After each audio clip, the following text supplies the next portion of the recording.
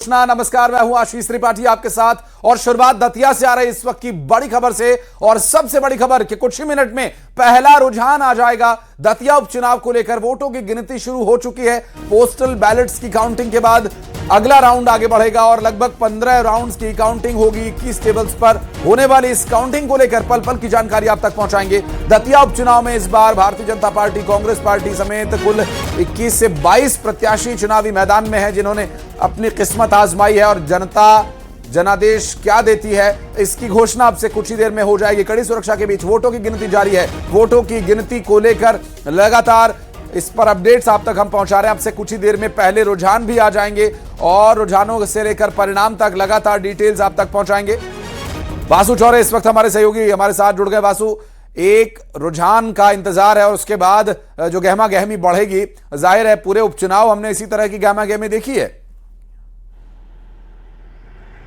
बिल्कुल, देखिए, और दतिया का जो उपचुनाव है वो खासा चर्चाओं में भी रहा, क्योंकि जिस तरीके से बीजेपी कांग्रेस दोनों ही पार्टी के अंदर फूट देखने को मिली। तीसरे प्रत्याशी के तौर पर दामोदर यादव यहां से चुनाव में हैं, तो त्रिकोणीय ये पूरा मुकाबला है। लेकिन मैं आपको अभी फिलहाल सबसे बड़ा अपडेट दे देता हूं। ठीक 8 बजे डाक मतपत्रों की यानी कि पोस्टल बैलेट की गिनती शुरू हो गई थी। 450 के करीब जो पोस्टल बैलेट है उनसे वोट डाले गए थे, उनकी गिनती खत्म हो गई है। ये एक बड़ा अपडेट है। 8:30 बजे के करीब जो पोस्टल बैलेट से उनकी गिनती खत्म हो गई है और अब मुझे जो काउंटिंग सेंटर से अपडेट मिल रहा है उसके अनुसार जो पहले राउंड की ईवीएम की काउंटिंग है वो शुरू हो गई है। मुझे लगता है कि आने वाले 10 से 15 मिनट में पहले राउंड में कौन आगे पोस्टल बैलेट्स में किसने बाजी मारी है, ये जो रुझान है वो थोड़ी देर में हमें इस देखने को मिलेंगे। वो हम अपने दर्शकों को स्क्रीन तक पहुंचाकर बताएंगे। लेकिन बड़ी बात, 21 प्रत्याशी मैदान में दतिया का जो उपचुनाव है, इसमें से 3 नाम जो है वो लगातार चर्चा में है। जो घनश्याम सिंह कांग्रेस के हैं, आशुतोष तिवारी बीजेपी के हैं और तीसरे दामोदर यादव। इन तीनों के बीच में मुकाबला जो है वो देखने को मिल सकता है और त्रिकोणीय ये पूरा मुकाबला जो है वो बताया जा रहा है।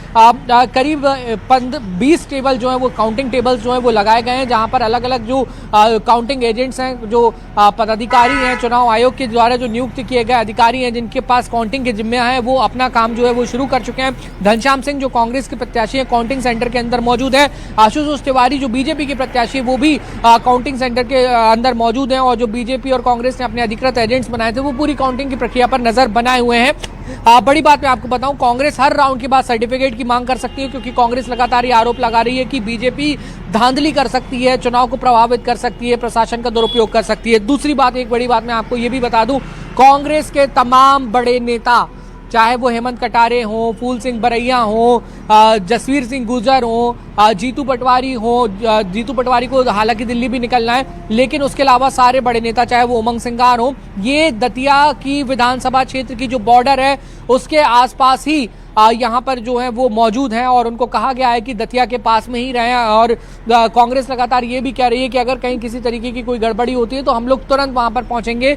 बीजेपी कोई भी इस पूरी काउंटिंग के दौरान गड़बड़ी ना कर पाए, इसको लेकर कांग्रेस जो है वो अलर्ट है। कांग्रेस के नेताओं की तरफ से जो दावा है वो किया गया है। बाकायदा ट्रेनिंग भी काउंटिंग को लेकर जो है वो कांग्रेस ने अपने एजेंट्स को देने का काम किया था पीसीसी के माध्यम से। प्रदेश कांग्रेस कार्यालय से भी तमाम जो पदाधिकारी हैं वो इस वक्त दतिया पर नजर बनाए हुए हैं। बीजेपी भी इसी तरीके की फील्डिंग सेट करके रखी हुई है।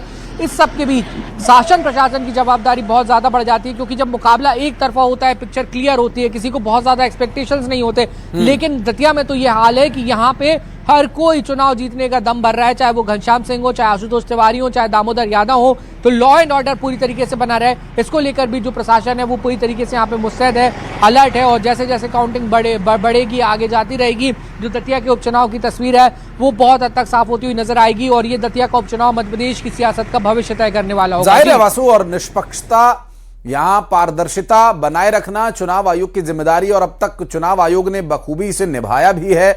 जितना फोकस दतिया के इस विधानसभा उपचुनाव पर था, जितनी रस्साकशी हमने देखी, आप एक ही पार्टी के 2 नेता आपस में लड़ रहे हैं, एक निवर्तमान विधायक है, उसी के जाने पर जो कैंडिडेट खड़ा हुआ है वो एक दूसरे के खिलाफ आरोप प्रत्यारोप लगा रहे हैं। दूसरी पार्टी में एक बड़े नेता का टिकट कटता है तो एक दूसरे नेता को टिकट मिलता है, फिर वहां प्रदर्शन होता है और उग्र हिंसक, फिर वापस वो सारे पटाक्षेप करने के बाद फिर वोटिंग हुई। छुटपुट घटनाओं को छोड़ दिया जाए तो बहुत निष्पक्ष तरीके से वोटिंग हुई, बिना किसी लाग लपेट के, बिना किसी तरह की कोई इंटरप्शन के। लेकिन अब आज वोटों की गिनती वासु बहुत ही महत्वपूर्ण हो जाती है। वोटों की गिनती, आपने बहुत ही महत्वपूर्ण जिक्र किया कि जो बाउंड्री है दतिया विधानसभा क्षेत्र की, कॉन्स्टिट्यूशन की, वहां पर ही सभी बड़े नेता मौजूद हैं। इलेक्शन की घोषणा होने के बाद क्या उन्हें एंट्री की परमिशन होगी, इस बारे में भी बताइएगा। साथ ही एक बात और जिस पर निगाह रहेगी, क्योंकि रुझान आने का हम इंतजार कर रहे हैं, परिणाम आने में कितना समय लग सकता है, क्या कुछ औपचारिकताएं रहेंगी उसके बाद?